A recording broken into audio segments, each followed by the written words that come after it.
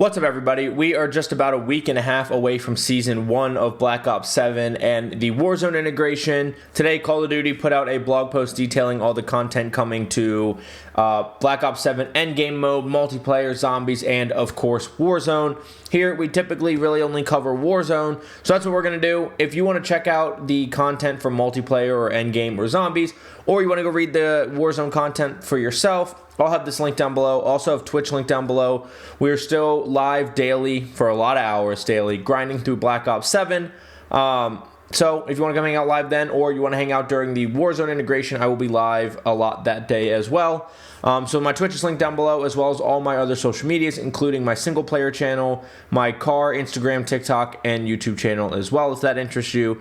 But let's go ahead and run through the content coming to Warzone. So like I said, we're going to skip the BO7 stuff, but when you scroll through, you can see there is a lot. We're still in Endgame. Now we're in multiplayer. There's a lot of maps coming, which we get the return of Standoff, which I'm excited for. There's like 6 or 7 different. There's like 6 maps and like 7 weapons, I think. There's game modes coming.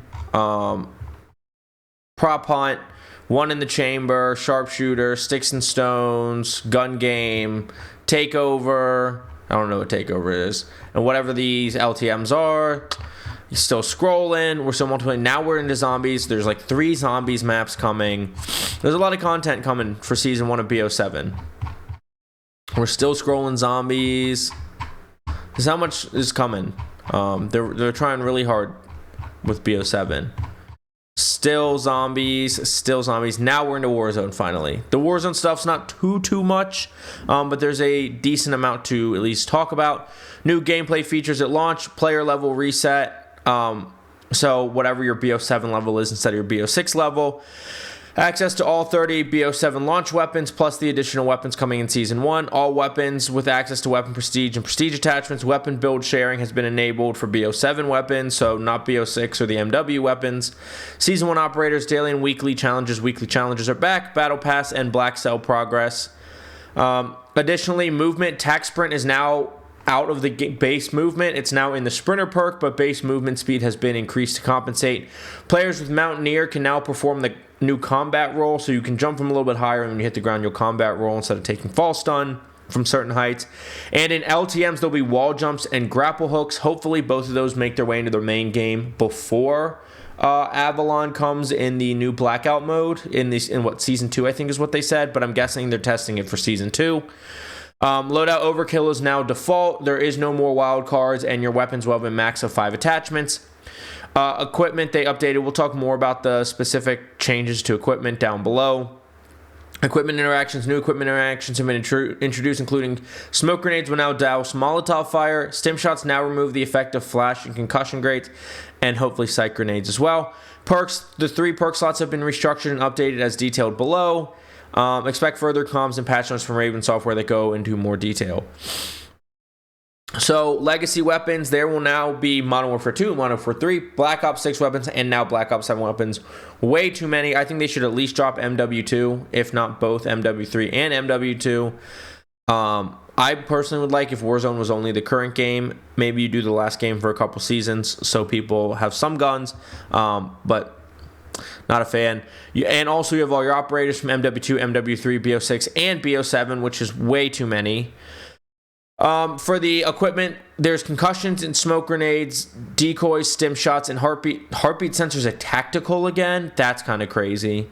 And then they added the psych grenade, which if you haven't played multiplayer, makes you hallucinate and see fake enemies, makes your teammates look like enemies, and changes the skins on the enemies. Lethals are frags, stick grenades, C4, claymore, Molotov, and combat axe. So no thermite grenade at this point. And luckily no shatter grenade or whatever it's called from BO7. Call of Duty Warzone new offensive equipment. Pinpoint grenade, which is ground loot only. If you haven't played BO7, it literally shoots like a tracker on you and shows you through walls. Sight grenade, like I said, it makes you see stuff and hear stuff. Phantom signal, which is ground loot only, scrambles enemy awareness and exposes their position. When deployed, it forces up to 3 nearby foes to emit distorted audio cues while briefly revealing their locations on the compass. Their HUD flickers with interference during the effect, leaving them momentarily disoriented and vulnerable to pursuit.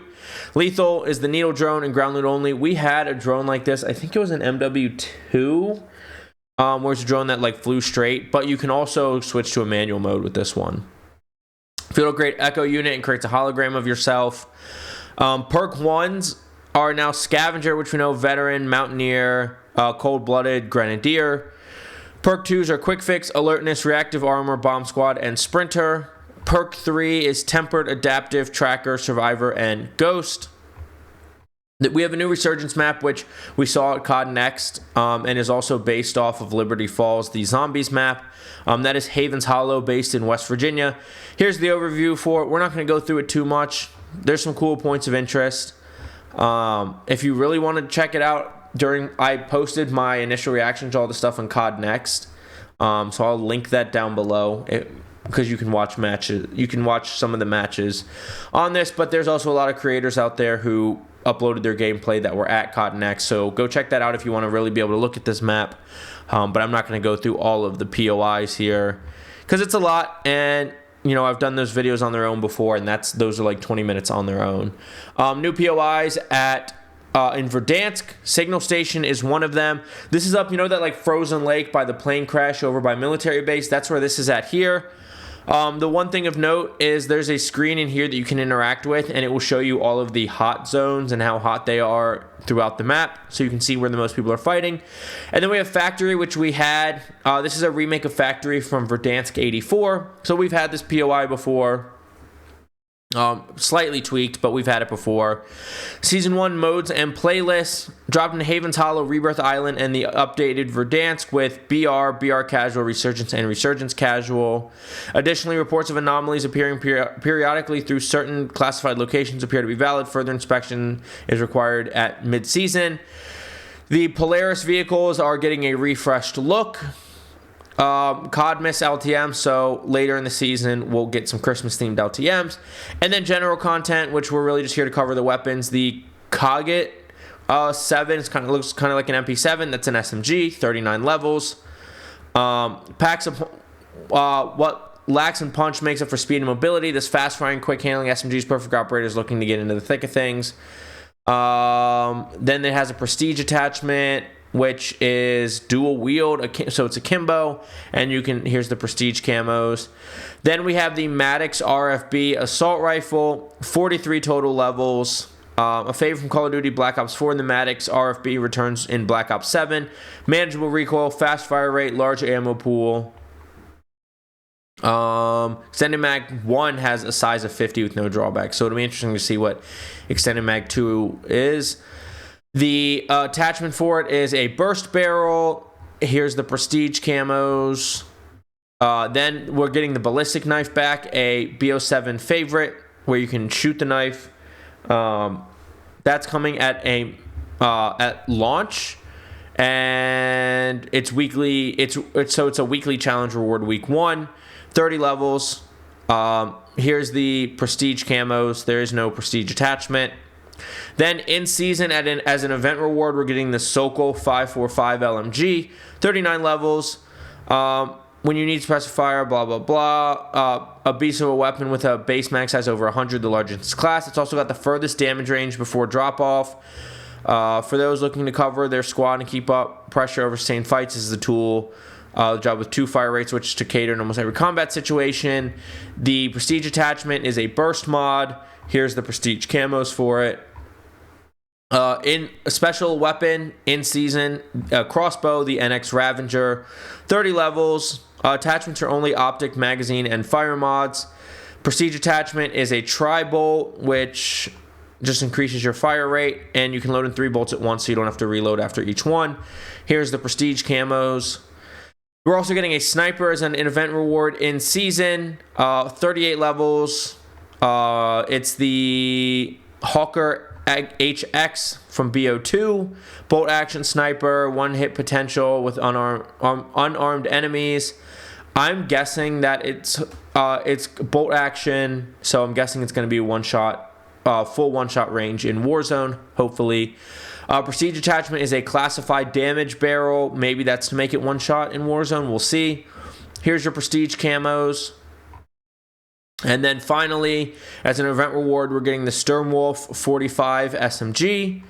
Highly accurate SMG, extremely easy to use, making an excellent choice for those needing precise hits on enemies, including headshots.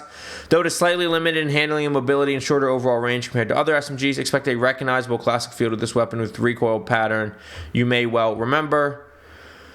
Let's see. The Prestige attachment is something with some kind of magazine. Here's your Prestige camos. And then one new weapon attachment, the Akita Scorchlink Akimbo. So the auto shotgun is getting Akimbo.